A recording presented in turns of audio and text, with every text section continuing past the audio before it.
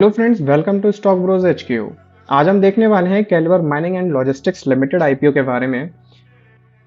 इस कंपनी का जो इश्यू साइज है वो 450 करोड़ का है। 402 से 404 इसका प्राइस बैंड रहेगा और 17 से 21 जुलाई के बीच में ये IPO हम अप्लाई कर सकते हैं। कंपनी टॉप 10 में आती है इंडिया में अपनी सेगमेंट में। इसका जो पिछले 4 साल में ग्रोथ रहा है मार्केट शेयर में वो काफ़ी डिसेंट सा रहा। 4 साल पहले ये 1% से भी कम मार्केट शेयर था, जो कि अभी 3.5% हो गया है।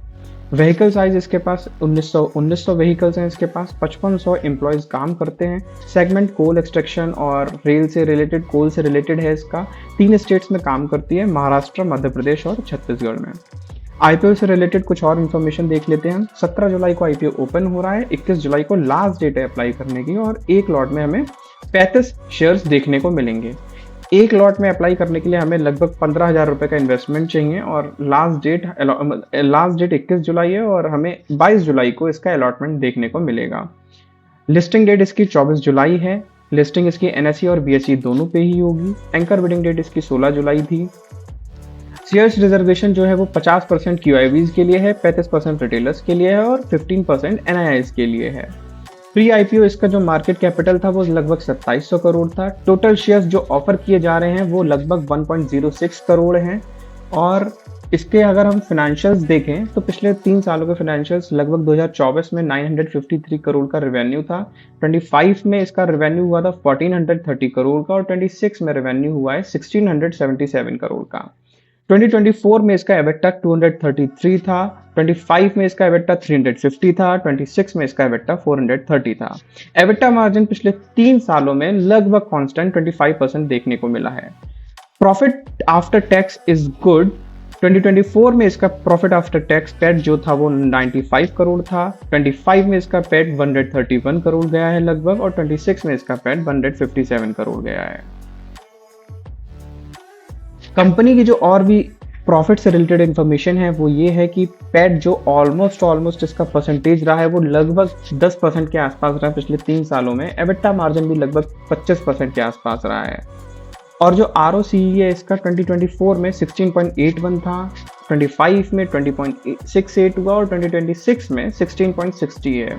अब देखिए, आप यहाँ पे कंपनी के एसेट जानना भी जरूरी होते हैं हमारे लिए।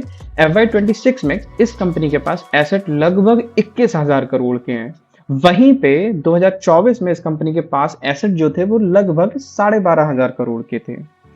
जो लाइबिलिटीज हैं 31 मार्च 2026 के दौरान वो लगभग 450 करोड़ रुपए की लाइबिलिटीज हैं, तो दैट कैन बी मैनेज्ड। और अभी हम देखेंगे कि कंपनी जो है IPO से पैसा ले रही है, how they are going to invest that. तो ऑर्डर बुक देख सकते हैं हम कंपनी की कि 31 मार्च 2026 के दौरान 5668 करोड़ का ऑर्डर बुक था और अभी 15 मई 2026 के दौरान ये ऑर्डर बुक हो गई है इसकी लगभग 9,551 करोड़ रुपए का। लगभग 68% ग्रोथ देखने को मिला है। और ये हो सकता है कि एक कस्टमर आया हो जिसने इसको काफी सारा ऑर्डर दिया हो। इसके पास टॉप 3 जो कस्टमर्स हैं उनका बिजनेस का शेयर 90% का है। मतलब जो इसका 90% बिजनेस है वो टॉप 3 कस्टमर्स से आता है, जिसमें से एक NCL है जिसका 44.16% है, एक WCL है जो भी एक काफ़ी मेजर पोर्शन प्ले करता है। तो वो चीज़ें भी हैं। फिर GMP हम देख सकते हैं 14 जुलाई को इसका GMP लगभग 8.80 के आसपास था और 15 जुलाई को इसका GMP 98 के आसपास था और 16 जुलाई का इसका GMP जो था वो 102 रुपए के आसपास था। लगभग 18 से 25% का गेन हमें देखने को मिलेगा। लिस्टिंग इसकी एस्टिमेटेड है कि भाई 525 के अराउंड देखने को मिल सकती है।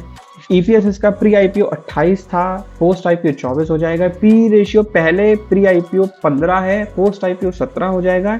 NAV 120 था और पोस्ट IPO 175 हो जाएगा।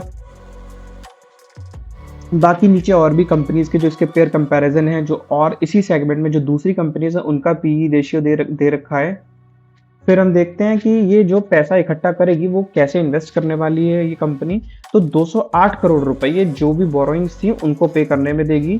फंडिंग कैपिटल या जो भी मशीनरी वगैरह है उनको खरीदने के लिए 167 करोड़ रुपए यूज करने वाली है। बाकी जो जनरल पर्पज के लिए 25 करोड़ रुपए रखने वाले हैं। तो ऐसे ये 400 करोड़ रुपए लगभग यूज करा जाने वाला है। कंपनी के जो पहले के शेयर होल्डिंग स्ट्रक्चर था, लगभग जो प्रमोटर्स थे वो 92% थे। पोस्ट IPO 77 होने वाले हैं और पब्लिक पब्लिक जो होल्डिंग शेयर होल्डिंग थी प्री आईपीओ वो 2% थी, पोस्ट आईपीओ 18% होने वाली है। बाकी रिस्क एंड चैलेंजेस हम देख सकते हैं।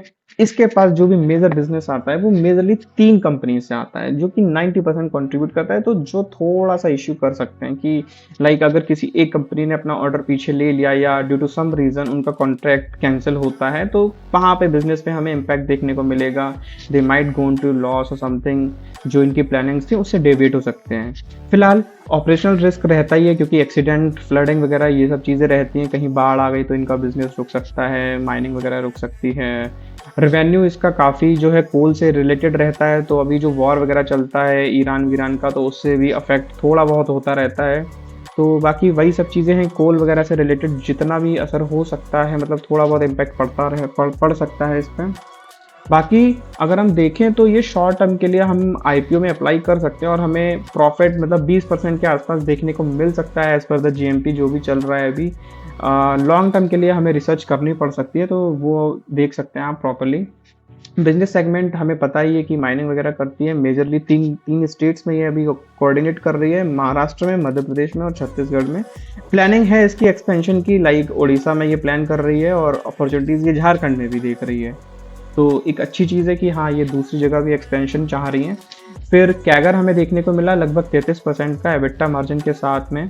और ऑर्डर बुक इस साल की इसकी 9,550 करोड़ थी, वो ठीक है क्योंकि 68% का ग्रोथ आया था due to some reason. Market leadership ये अभी भी टॉप 10 में आती है और इसके इन्वेस्टर्स जो हैं वो ठीक ठाक हैं। तो जीएमपी भी इसका अच्छा खासा है, तो हम शॉर्ट टर्म के लिए तो अप्लाई कर ही सकते हैं, लिस्टिंग गेन्स के लिए अप्लाई कर सकते हैं। बाकी thank you for watching the video. Make sure to hit the like button, channel को सब्सक्राइब करिए और हमें बताइए कि आपको किस टॉपिक पे अगली वीडियो चाहिए। Thank you so much for watching the video.